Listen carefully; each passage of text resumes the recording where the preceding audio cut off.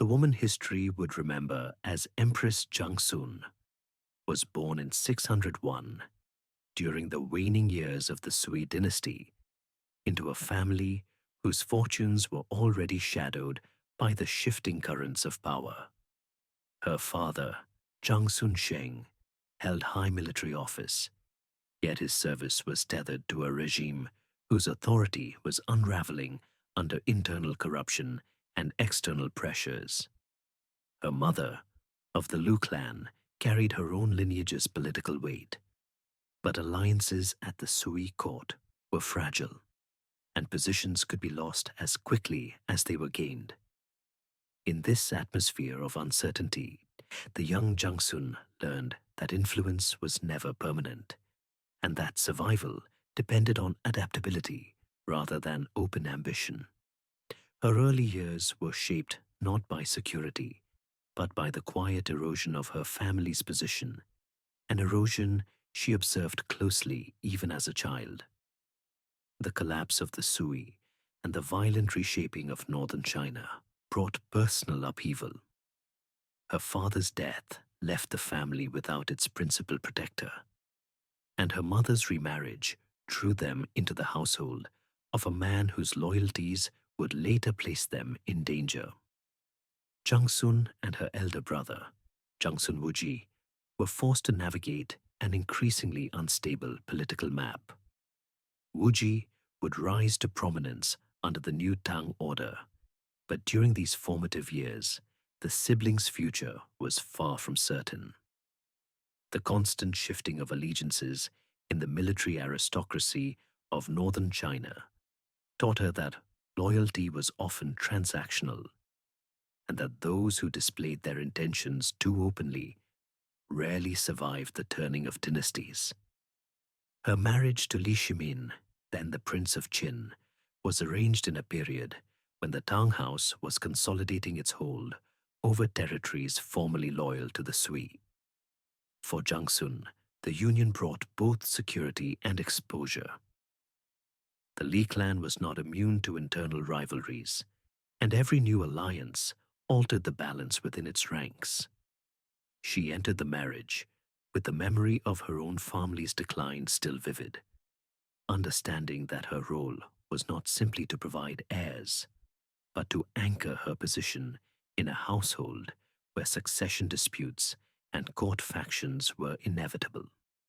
Her intelligence and composure, noted even at a young age, would become the foundation on which she built her influence. Though in these early years, it remained an influence exercised quietly and without public display. Life in the Li household required a careful reading of motives. The Tang Dynasty, still in its first decade, was held together by both the martial success of its leaders and the political marriages that linked powerful clans. Jiangsun's position as consort demanded that she navigate relations not only with her husband's immediate family, but also with rival branches and the ministers whose favor could tip the fortunes of any prince. She learned to avoid unnecessary conflicts, to deflect potential enmities, and to offer counsel in private, where it could not be used as evidence against her. In a time when a misinterpreted word could become a political weapon, her discretion became her most valuable skill. The early years of her marriage coincided with a period of intense military activity, as Li Shimin led campaigns to pacify the empire's frontiers and eliminate remaining opposition to Tang rule. While he was often absent, Jiangsun managed the affairs of their household, oversaw the upbringing of their children, and maintained ties with her own kin. The bond with her brother Wuji remained central. His political advancement mirrored her own gradual integration into the core of Tang power. Both understood that their fortunes were now inseparable from Li Shimin's success, and that his eventual rise to the throne would transform their positions entirely. When the internal rivalries within the Li family erupted into open conflict, culminating in the confrontation at Xuanwu Gate. Zhangsun's future was at stake as much as her husband's.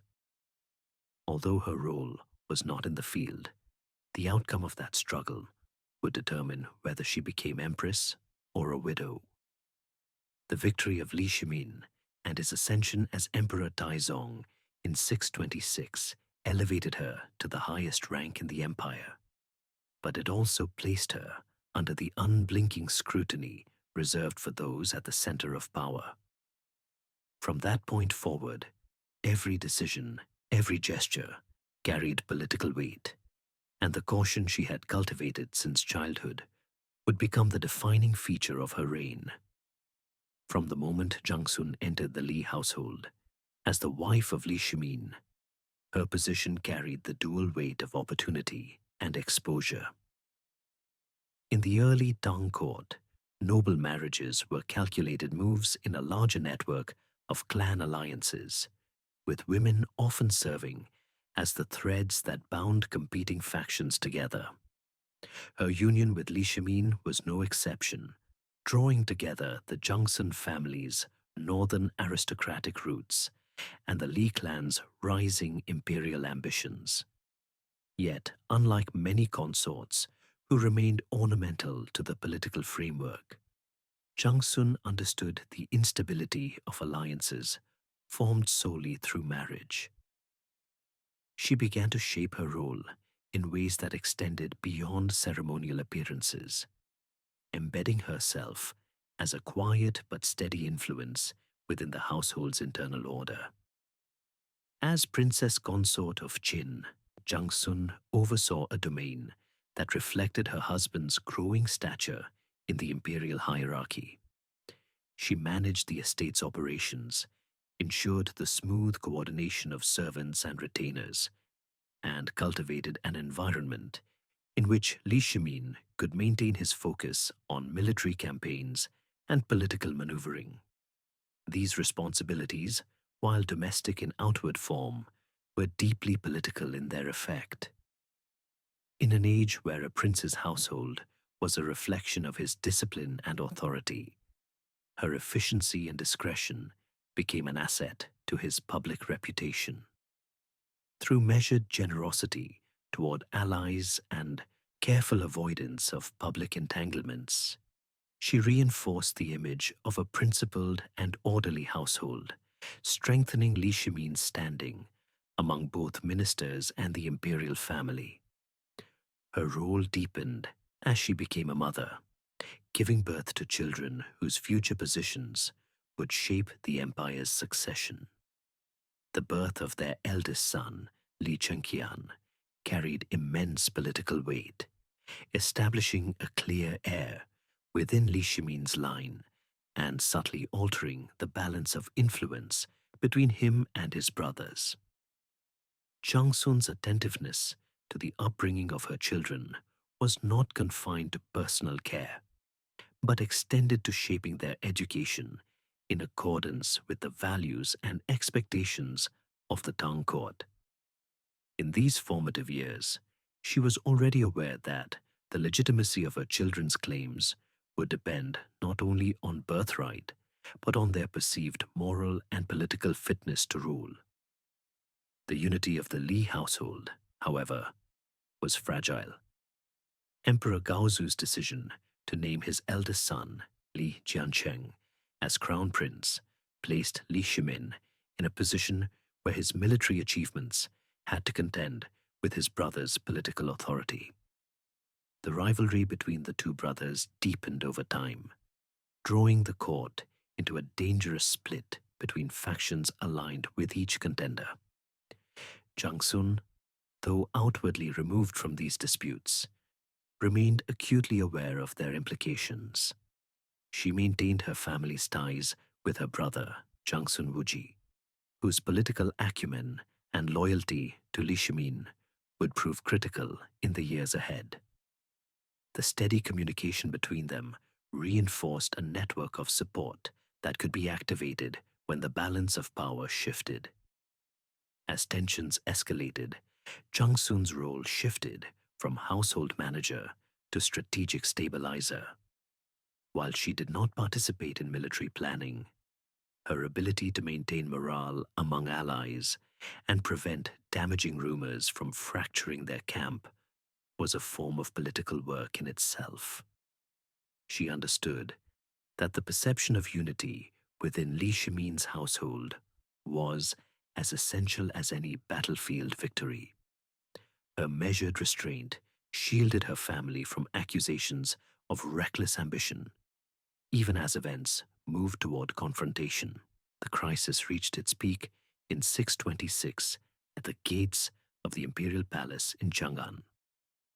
The confrontation, later known as the incident at Xuanwu Gate, was the culmination of years of rivalry between Li Shimin and Li Jiancheng, a struggle in which both political maneuvering and military force determined the outcome. The swift and decisive elimination of Jiancheng and his ally Li Yuanji secured Li Shimin's path to the throne, but it was also an act that sent tremors through the court. For Zhangsun, the aftermath required navigating a delicate transition. The household she had managed as a consort now became the household of an emperor, and every relationship, from her ties to court ministers to her influence over her own children, took on heightened significance in a court still unsettled by the bloodshed that had brought her husband to power. As empress, Zhangsun entered a role that magnified every action into precedent. The Tang court was a place where power was measured not only in titles and offices, but in the perception of moral authority, and where even the smallest excess could be used to undermine legitimacy. In an environment dominated by ministers and generals competing for imperial favor, she stood apart for her restraint. She refused elaborate displays in dress and ceremony, limiting the use of costly silks, jewels, and imported luxuries. This was not a rejection of imperial dignity, but a deliberate shaping of it, aligning her own image with the values of frugality and discipline that the early Tang sought to project after the extravagance and corruption of the Sui. By doing so, she strengthened the emperor's credibility as a ruler committed to the stability of the state, rather than the indulgence of the throne. Her caution extended to the imperial treasury, where she discouraged unnecessary expenditures and resisted proposals for excessive palace renovations or lavish festivals. These measures had practical value in preserving resources, but they also served as a subtle form of political control. By limiting opportunities for ostentatious patronage, she reduced the occasions in which ministers could display wealth or seek advantage through grand gestures of loyalty. This kept the competition for influence contained, preventing it from spilling into disruptive displays that could fracture the court's cohesion.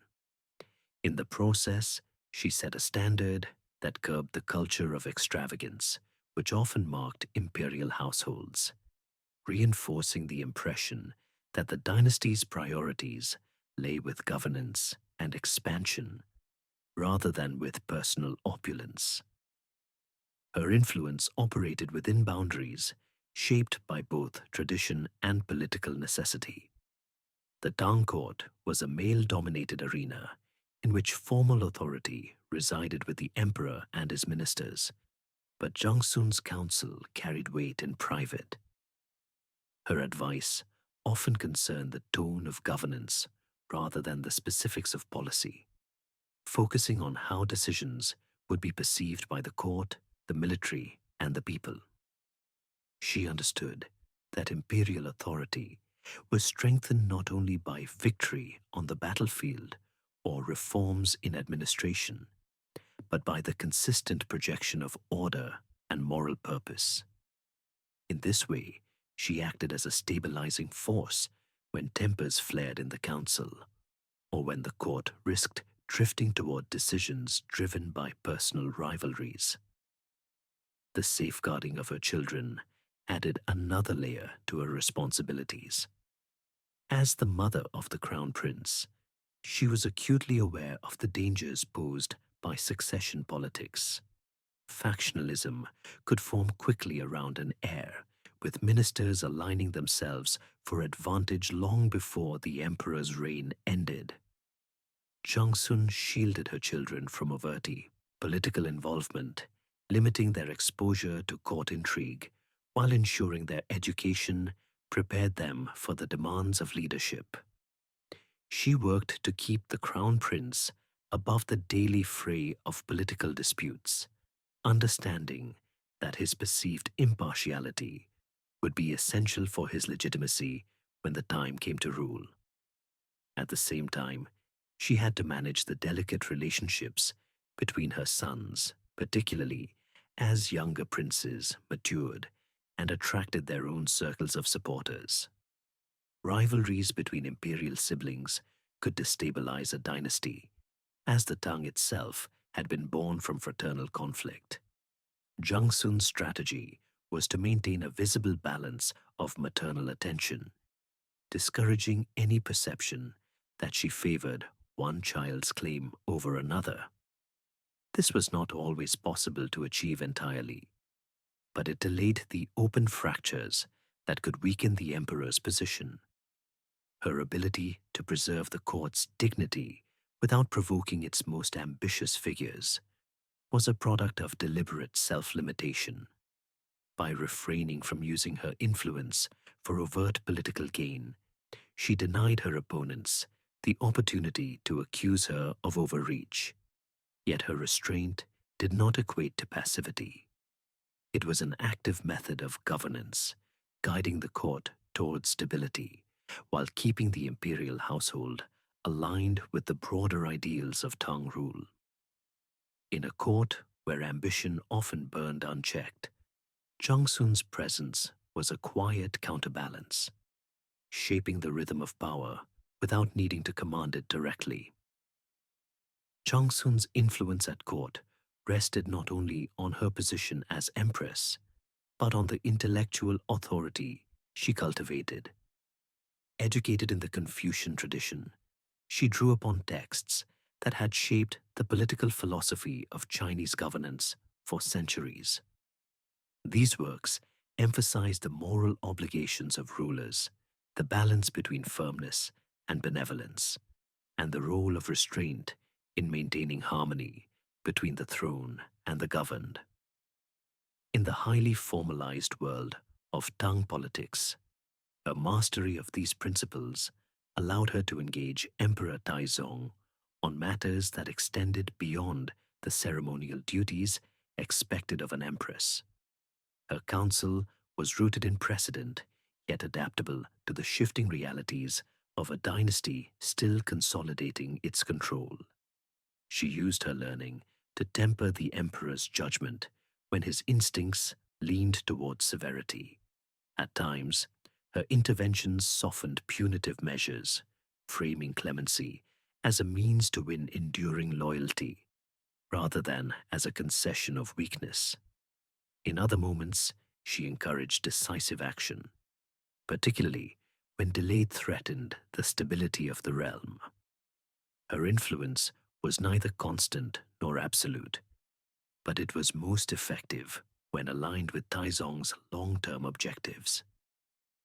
This ability to alternate between restraint and support reflected a deep understanding of statecraft, in which timing could be as critical as the decision itself. Her intellectual work extended beyond the court into her own household. She composed the Admonitions for My Children, a personal treatise intended to guide her sons and daughters in conduct, discipline, and moral integrity. While its language reflected the domestic sphere, the principles it outlined were inseparable from the values that underpinned stable governance. By emphasizing frugality, respect for hierarchy, and a duty to serve the greater good, she reinforced in her children the virtues expected of those who might one day wield power or influence. This private text, though written for her family, mirrored the same ethical framework she applied to matters of empire. The Tang Dynasty's golden age was shaped in part by reforms that balanced military strength with administrative order.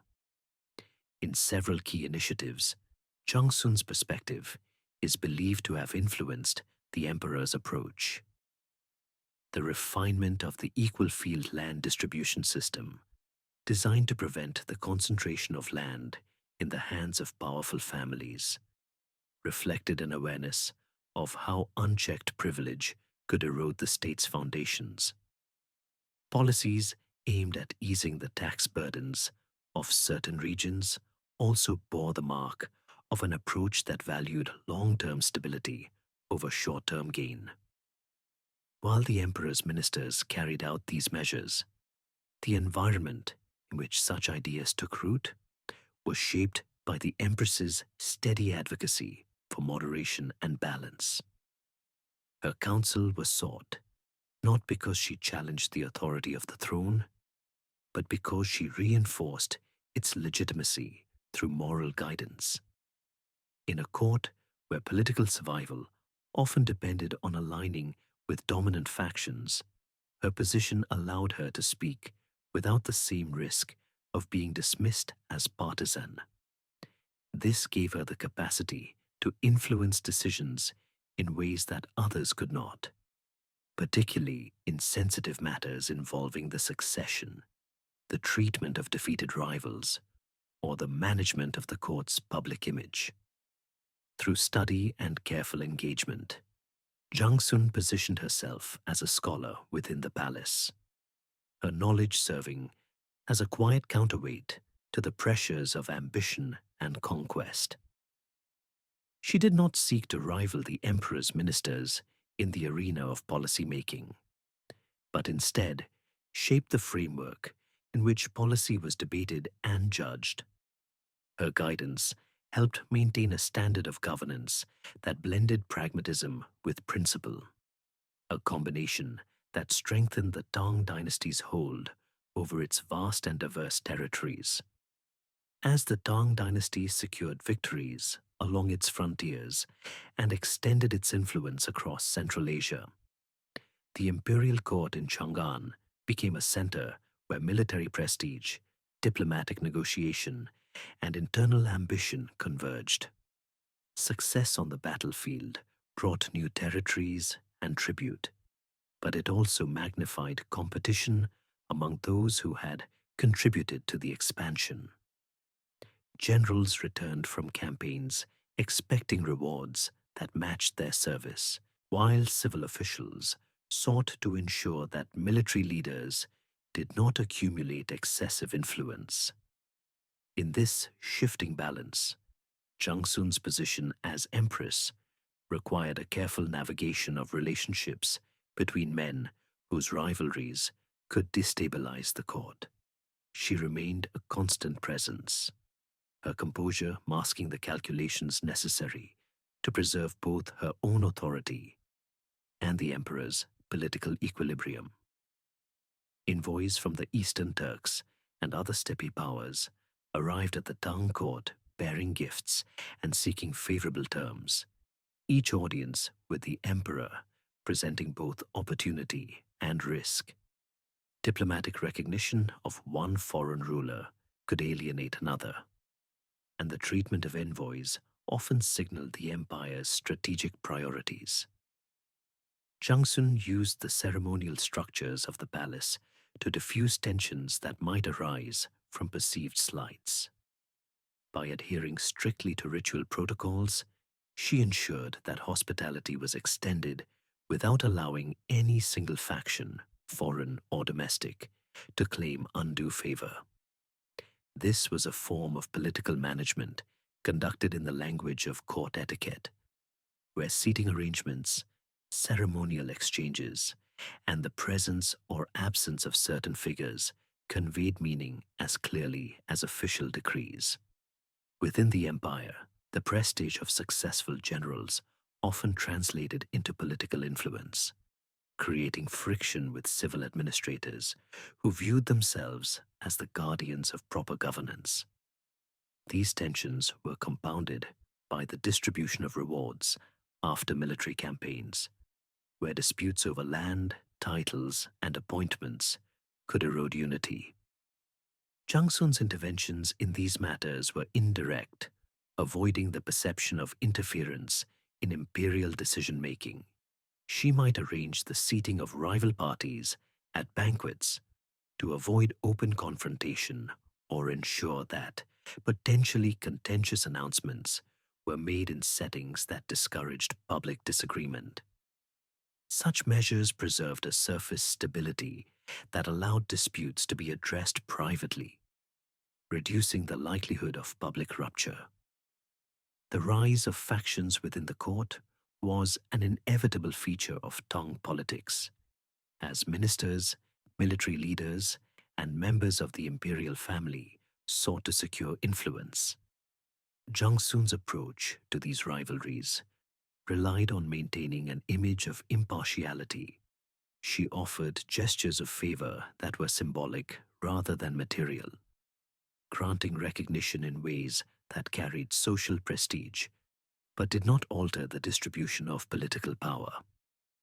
By positioning herself as above factional alignment, she preserved her credibility as a mediator and avoided the entanglements that had ensnared other consorts in earlier dynasties. This deliberate distance also protected her from accusations of favoritism that could be used to weaken the emperor's authority through attacks on her reputation. Political allies who found themselves at risk often sought her protection, and Zhangsun's response was measured. She could shield individuals from immediate harm by drawing them into the ceremonial or domestic functions of the palace, framing their presence as necessary to tradition or court service, rather than as a political act. This allowed her to provide temporary refuge without directly opposing imperial decisions or aligning herself openly against influential ministers. Such acts of preservation were not always lasting, but they demonstrated her capacity to use the non-political spaces of the court as a shield in times of danger. Throughout these years, Zhangsun's composure became a defining feature of her public presence. In a court where shifts in tone or expression could be interpreted as political signals, her constancy denied rivals the opportunity to exploit perceived weakness or preference. This cultivated serenity was not a withdrawal from politics, but a strategic posture that allowed her to move between competing interests without becoming the center of their disputes. It was this ability to maintain stability in the midst of competing ambitions that ensured her position remained secure as the court's turbulence deepened with each expansion of the empire's reach. The issue of succession, long the unspoken undercurrent in the Tang court, emerged as the most dangerous line of fracture within the imperial family during the middle years of Zhangsun's tenure as empress. With the empire's borders secure and internal governance relatively stable, the question of who would inherit Taizong's authority began to dominate private discussions and shape public alliances.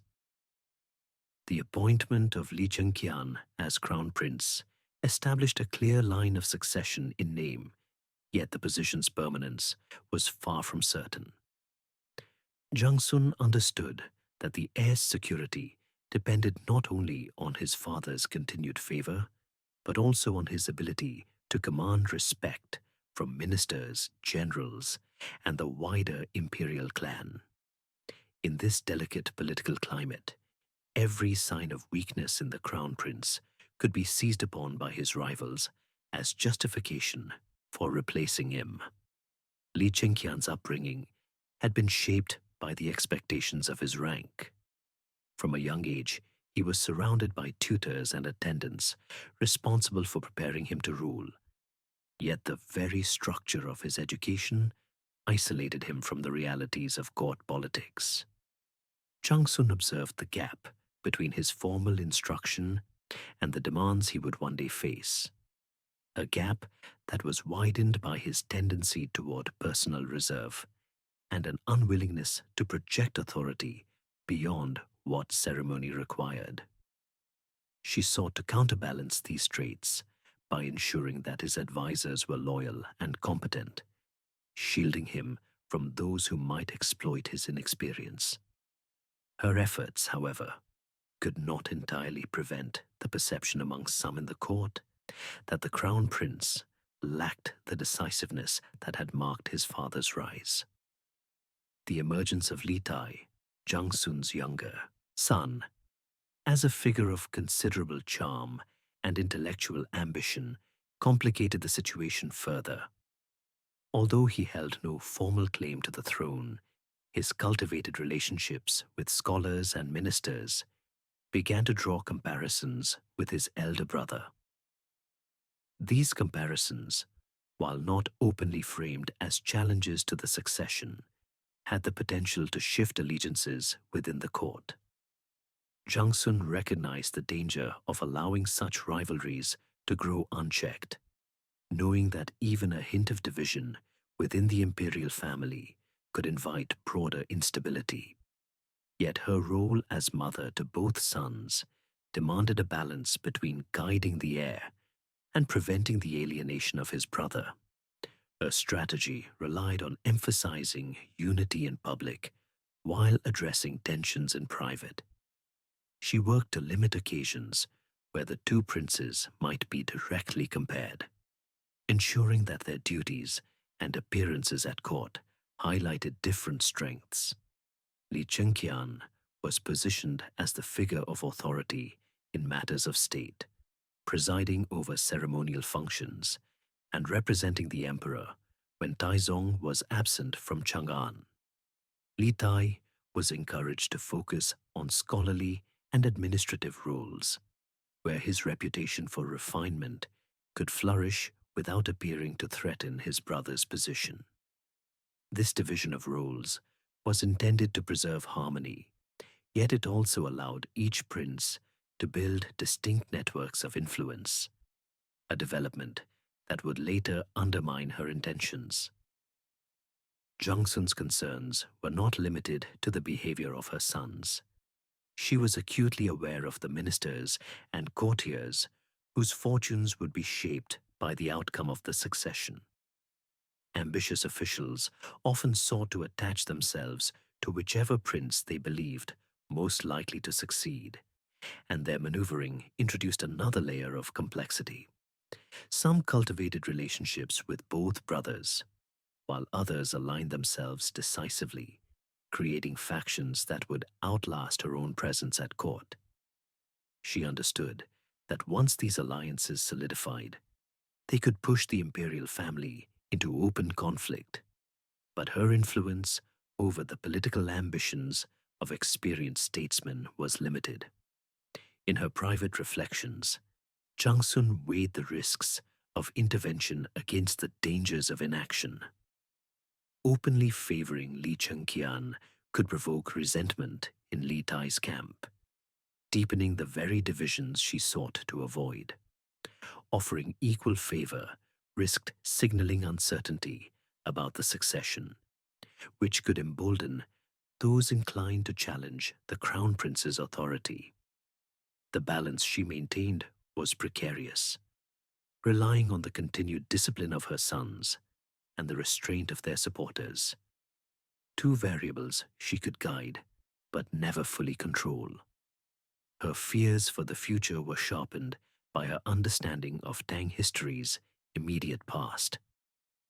She had witnessed the violent resolution of succession disputes within the Li family during the dynasty's founding years, including the elimination of rivals at Xuanwu Gate. The memory of those events informed her belief that unity within the imperial family was essential to the dynasty's stability. Yet she also recognized that the very structure of imperial succession, in which brothers could emerge as legitimate alternatives to an heir, carried within it the seeds of conflict. By the time her health began to decline, the patterns that would define the next generation's struggles were already visible. Li Chengqian's authority rested on fragile foundations, dependent on the continuing support of his father and the containment of his brother's growing prestige. Li Tai's popularity and cultivated image ensured that, should the crown prince falter, the court would not lack a willing alternative. Zhangsun's efforts to hold the balance had delayed open confrontation, but she could not eliminate the underlying tensions. The choices she made, rooted in a desire to preserve both family and empire, would shape the political landscape long after she was gone, leaving the dynasty to grapple with rivalries she had managed but never resolved. When Emperor Taizong committed the Tang Dynasty's strength to campaigns deep into Central Asia, the governance of the empire required a steady presence within the palace to match the momentum of distant conquests. Zhangsun's role in these years moved beyond the boundaries of domestic management and into the heart of imperial administration. With the emperor absent for extended periods, the palace became both a symbol of stability and a center for the execution of critical state functions. While she did not issue commands in her own name, her ability to mediate between the emperor's directives from the field and the practical realities of governance at home ensured that policy was applied without delay and without erosion of its intended authority. The absence of the emperor inevitably shifted more responsibility toward those who could maintain order in the capital. Zhangsun worked closely with senior ministers, acting as a bridge between their petitions and the emperor's strategic priorities. She managed the flow of information, ensuring that matters requiring urgent attention were communicated swiftly to the campaign headquarters, while those that could be resolved internally were handled without burdening the emperor's focus. This filtering of affairs preserved the operational clarity of Taizong's campaigns, while preventing the perception that the emperor's absence weakened the court's effectiveness. Her discretion in these matters maintained a sense of unity, avoiding the visible rivalries that could arise when ministers sought to advance their own influence during the sovereign's absence. Foreign envoys continued to arrive in Chang'an even while the emperor's forces moved across the western steppes.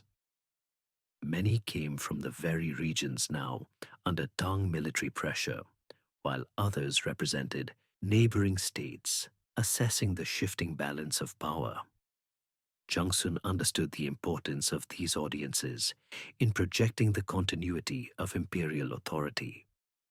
She received envoys according to established ritual, adhering to forms that communicated both respect and the unchanging hierarchy between the Tang throne and those who sought its favor. By ensuring that ceremonial protocol was observed without deviation, she denied foreign powers any opportunity to interpret the emperor's absence as a weakening of control. Her work extended to matters of alliance through marriage, a long-standing instrument of Tang diplomacy. Zhangsun participated in the selection and preparation of women from noble families who would be married into the courts of allied rulers or newly subjugated states. Such arrangements were not merely personal unions, but binding political agreements that could secure peace, solidify loyalty, or open channels for trade. Her oversight in these cases was precise, balancing the need to honor allied powers with the necessity of safeguarding Tang interests. Each match required consideration of the family's standing, the strategic value of the union, and the political signals it would send to both domestic and foreign audiences. The morale of the palace during the emperor's long absences was a matter of both symbolism and practical governance. The empress ensured that the routines of court life continued without disruption, from the holding of seasonal ceremonies to the observance of religious and ancestral rites. These events reassured the population of the capital and the provinces that the state functioned as it always had, despite the shifting demands of imperial expansion. Zhangsun's presence at these ceremonies served as a visible reminder that the dynasty's leadership was intact and its traditions unbroken, even as its armies fought hundreds of miles from Chang'an.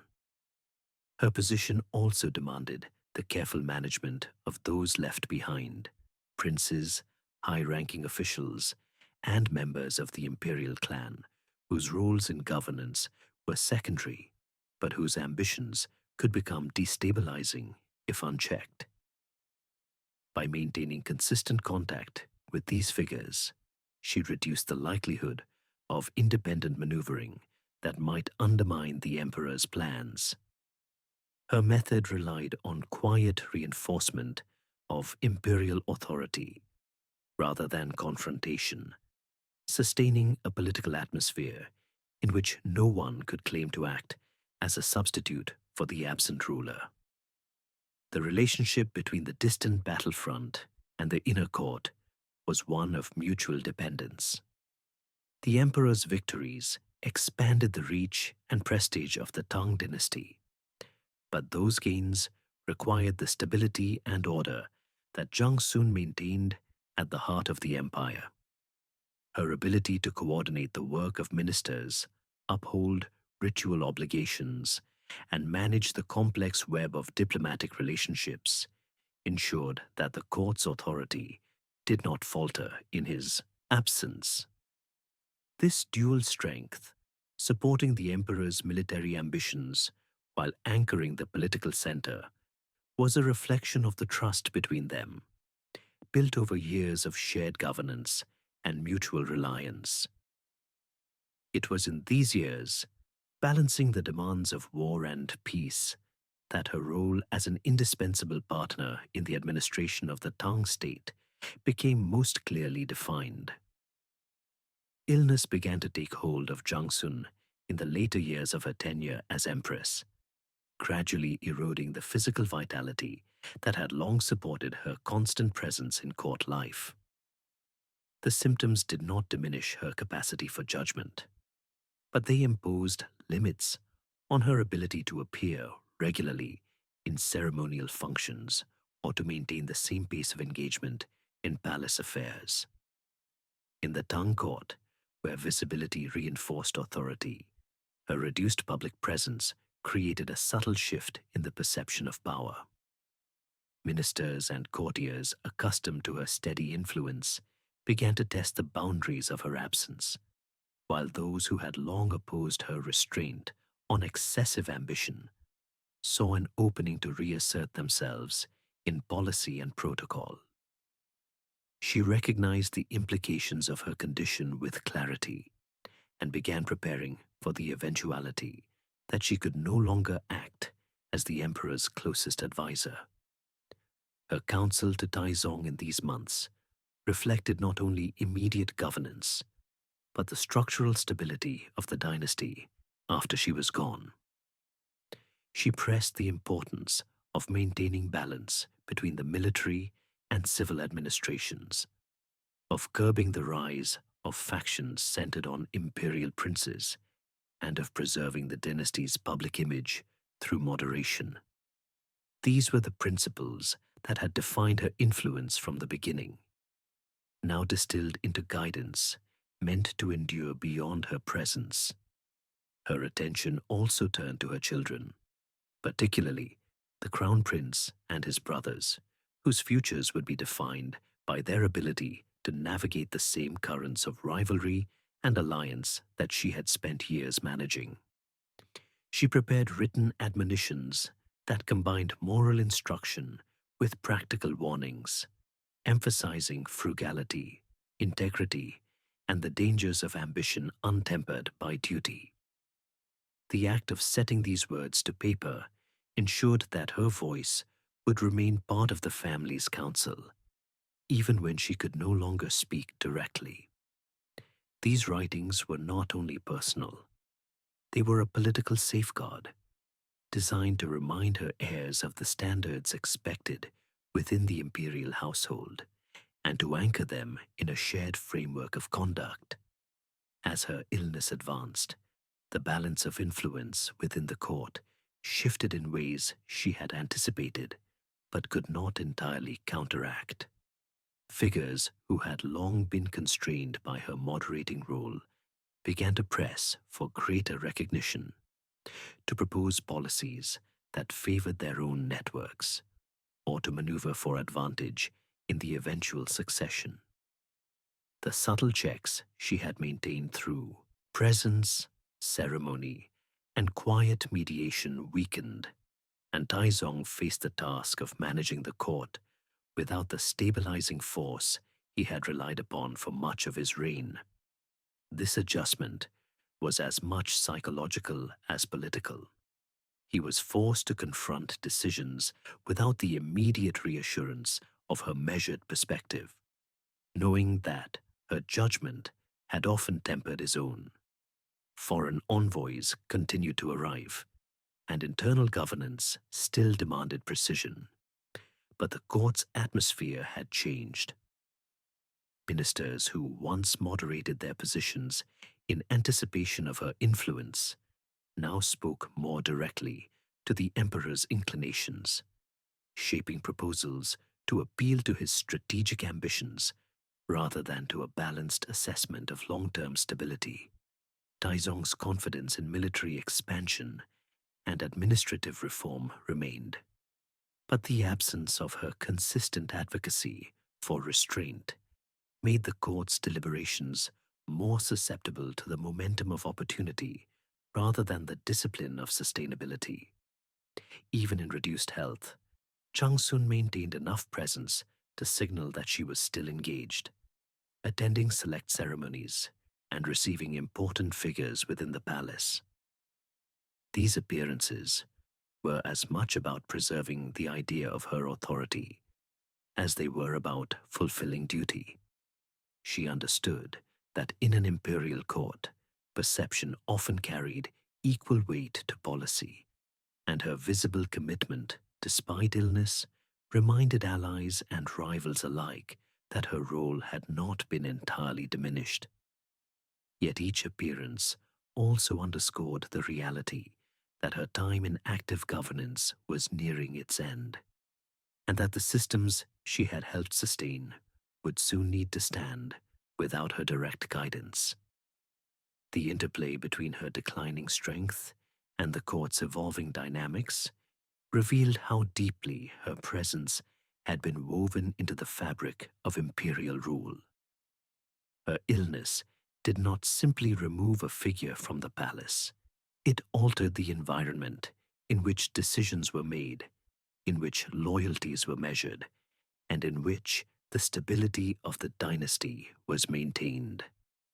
In the final months of her life, Zhangsun moved through the rhythms of the palace with a measured grace that concealed the magnitude of the change her absence would bring. The illness that had diminished her physical strength did not alter the steadiness of her composure, and she continued to fulfill what duties she could, choosing carefully which audiences to grant and which matters to address in person. When ministers were received, it was often in smaller, quieter gatherings, stripped of unnecessary formality, yet still imbued with the weight of imperial attention. These meetings were less about shaping new policy than about reinforcing the continuity of the court, ensuring that officials left her presence reminded of the values she had upheld: discipline, moderation, and unity. Her interactions with her children during this time carried a different focus. She had long worked to shield them from the full weight of political rivalry. But now her counsel became more pointed.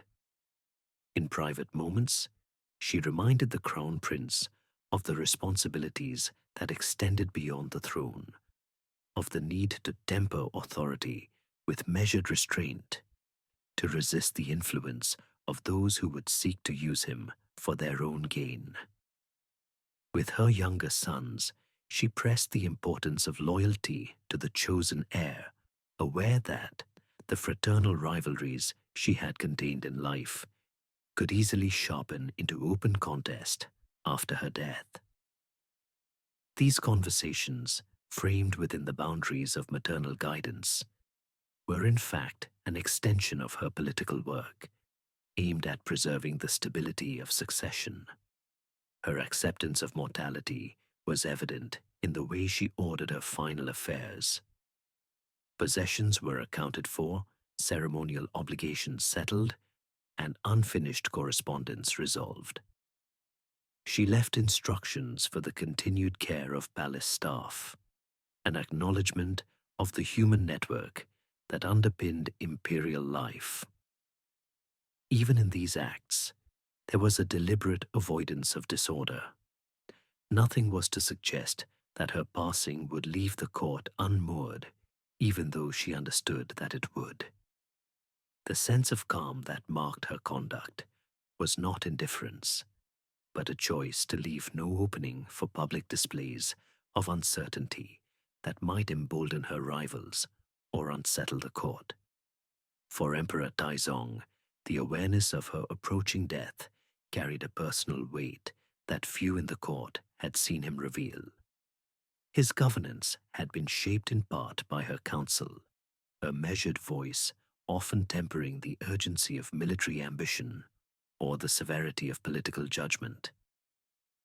In the absence of her steady influence, he faced the reality of ruling without the partner who had matched his strategic vision with an instinct for balance. In her presence, the emperor had been able to draw upon a form of trust unavailable with any minister or general, one grounded in a shared investment in the dynasty's survival beyond immediate victories. Her impending loss forced him to confront decisions in isolation, without the assurance of her judgment to test his own. As her strength faded further, her appearances became rarer, each one carefully chosen to affirm continuity. Religious observances and select state rituals saw her present, carried in a way that preserved dignity while acknowledging her frailty.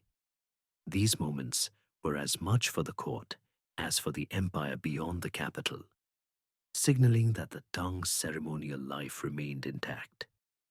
Yet among those closest to the palace, there was an unspoken recognition that each appearance might be her last. And with that recognition came the quiet recalculation of positions and loyalties that always followed the anticipated departure of a figure of influence. In the final days, Zhangsun remained consistent in her bearing, maintaining the same calm presence that had defined her reign. Those who were admitted to her chambers saw no outward sign of fear or agitation, only the deliberate ordering of matters so that nothing of importance would be left unsettled. She understood that the example she set in death would carry as much significance as the conduct she had shown in life, and in this, as in her years as empress, she placed the needs of the dynasty above her own. After Zhangsun's death in 636, the Tang court entered a period in which her absence was felt as much in the tone of governance as in the substance of policy. The structures of state she had helped reinforce still stood, but the cohesion she had cultivated among competing factions began to loosen. Ministers and military leaders no longer bound by the subtle restraints she had imposed through ceremony, mediation, and personal influence, became more willing to advance their own agendas. The careful balance between the civil administration and the military elite, once preserved by her quiet intervention, shifted as ambitious figures tested the boundaries of imperial favor. The most immediate strain appeared in the realm of succession.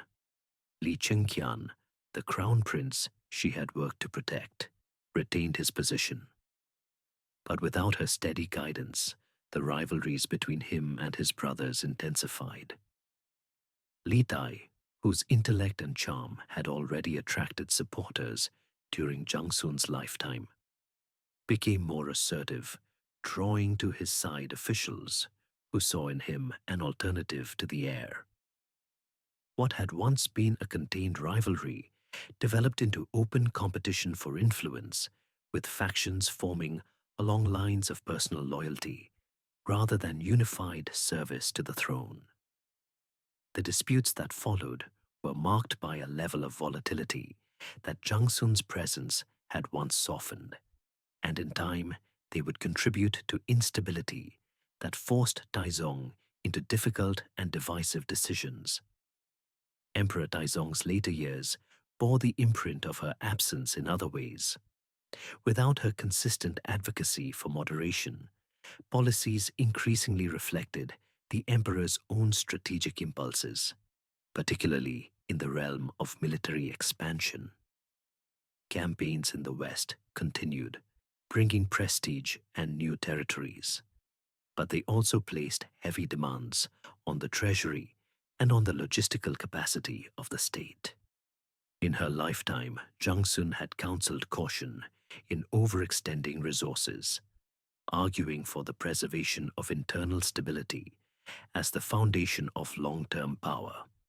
Without that counterweight, the balance between consolidation and expansion tilted more decisively toward the latter, leaving less margin for addressing the court's growing internal fractures.